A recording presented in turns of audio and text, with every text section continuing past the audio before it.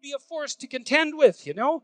You'd have constrained the malevolence in your own soul, and you'd have started to take advantage of the potential that's around you and to build yourself out of that potential into God only knows what, you know. And then maybe with that wisdom, you can set the structures around you in order, at least more in order than they are, or maybe to disintegrate them a bit when they need it and to restructure them so they're even better than they are. And you can push back nature in its horrible form and invite it forward in its positive form and make things better for you and for your family and for your community. And you can approach the unknown itself and you can explore that, the potential that's out there. And you can bring back the treasure that's part of the unknown potential. And you can distribute that. And that is what you can do. And then not only that's what you need to do, because you need to have a meaning in your life, an aim, a value structure that's of sufficient potency and magnitude to justify the limitations and the trouble that life constitutes, right? This is no trivial business that we're involved in, right? We're all in this up to our necks, literally. It's a mortal game. You're all in. And to play it wrong is to risk suffering in hell. And I'm not talking about afterlife. I'm not talking about something metaphysical. You can generate plenty of hell right here around you. Plenty. An unlimited amount. And so you can move towards that direction, or you can move towards a positive direction. And you can orient yourself. And you can learn. This is why the postmodernists are so incorrect. It's like, look, you need an aim. You need an aim. You cannot organize the way you look at the world without an aim. It's not optional. And then the question is, well, what should the aim be? Well, probably not to radically increase the amount of misery and suffering that you experience in everyone else. I mean, maybe you want to go that route, and people do, but I think they only do when they become bitter and they give up, you know. They make mistakes they know they're making, right? It's conscious decision to go down that route. It's not like they think that's okay to begin with. Their aim's wrong. It's like, straighten out your aim.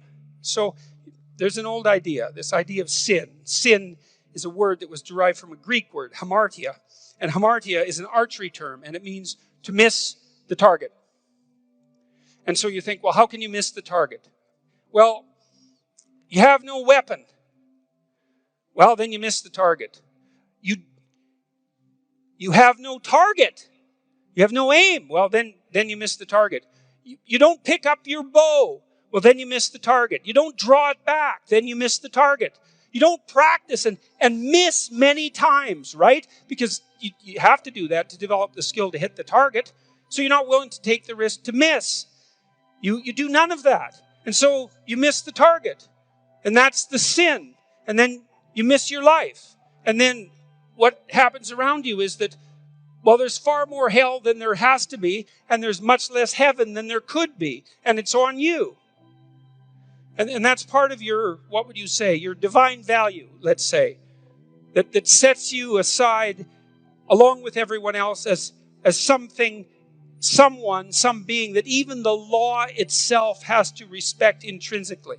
And it's marked out in our culture by the sovereignty that you possess and the notion that there's something in you that's made in the image of God, something that can confront the unknown and to create habitable order out of chaos and potential, and to do that properly.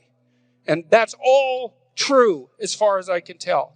And it's all necessary to know. It's coded in the deepest stories that are at the base of our culture. And we're in danger of not understanding them and not believing them. And it's a big mistake because they're heavy and profound and weighty and fundamental and necessary. Because you have to stand on something that's solid, or everything is sand and you fall in and you're done. And so is everything around you. You can't look at the world without an aim. Literally. You can't even perceive it. You cannot regulate your emotions without an aim. The better your aim, the more precise your aim, the more elevated your aim. You remember in Pinocchio, when Geppetto wants to turn Pinocchio into a real boy, he wishes on a star. It's a strange thing, eh? But everybody just accepts it. It's like, well, yeah, if you've got a puppet, you just made a puppet and you want to turn it into a boy, the logical thing to do is open the window and wish on a star. Everyone knows that. It's like none of that makes the least bit of sense, obviously, except metaphorically, but we do understand it because we can watch that and it makes sense. There's something magical about it. And there is something magical about it. Because the truth of the matter is that if you want to transform something that's nothing but a wooden-headed puppet into something that's a fully functional, autonomous, moral, autonomous individual, then what you do is you elevate your eyes above the horizon to the highest point of light that you can perceive, and you aim at that. And that works. And that works for you, and it works for your partner, and it works for your children, and it works for the world. My hierarchy would be something like this.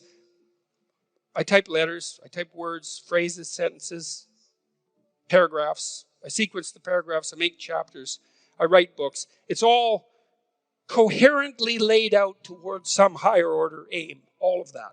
And the aim is, as far as I'm concerned, to share my clinical knowledge and to educate people. And that makes sense because I'm a clinician and a researcher and a professor. And so if I was going to do that, I've decided I'm going to do that, so that's what I'm doing. And hopefully that's a good thing. And hopefully people respond to it as if it's a good thing, because then that's a good thing for me and it's a good thing for them.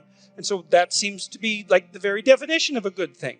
And I'm trying to set things straight, right? I'm trying to set myself straight by writing carefully. I'm trying to set the culture straight by saying what I believe to be the case. I'm trying to set other individuals straighter by communicating with them.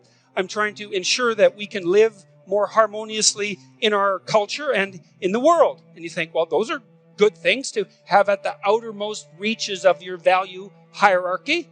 You know, my friend of mine was talking to me about bricklayers the other day, and he's trying to restructure a major company at the moment. And we were talking about how to motivate people. He said, well, let's say you're a bricklayer. It's like, you know, one damn brick after another. How are you going to be excited about that? Well, let's say you're a medieval bricklayer, right? And it's 1500, and you're working in one of the great early Renaissance cities in Europe. And it isn't a wall you're building, it's a cathedral. It's going to take 350 years. And why are you doing that? Well, it's for the ultimate glory of God, whatever that means. And so you're not putting one brick down after another. It's like you're involved in this unbelievably complicated moral structure that stretches all the way up to heaven itself, so to speak. And each of your minor actions, you know, your local actions, is imbued with the spirit of that entire moral structure. Well, that's a philosophy. It's like, well, do you have a meaning in life? What's the meaning of life? Well, hopefully it isn't just unrequited suffering and malevolence. We could dispense with that as much as possible. That might be a good start. But then to aim high, well, that seems to be reasonable. To aim as high as you can. And we've laid out things that could be aimed at. You could constrain yourself, you know. There are things you're not doing and things that you shouldn't be doing. You stop doing the things that you shouldn't be doing and start doing the things you should be doing. That's a good start. Wake up enough so that you can set the structures around you right. It's your moral obligation as a citizen, your responsibility and your divine duty, I would say, from our cultural perspective, because in the West, everyone is regarded as a sovereign individual. The fate of the state, a sovereign individual on whose shoulders rests the fate and the health of the state, right? That's the fundamental presupposition. Otherwise, well, why do you get to vote? Just to make a mistake? Well, no, that's not it. You're supposed to be awake so that the ship of state continues to move forward in the appropriate direction. And somehow we've decided that's up to you. Why? Well, because we've also decided, hey man, you can do it. And not only that, no one else can. And so that's something to know and might be something to take seriously. It's like, who knows what the hell you'd be if you got your act together.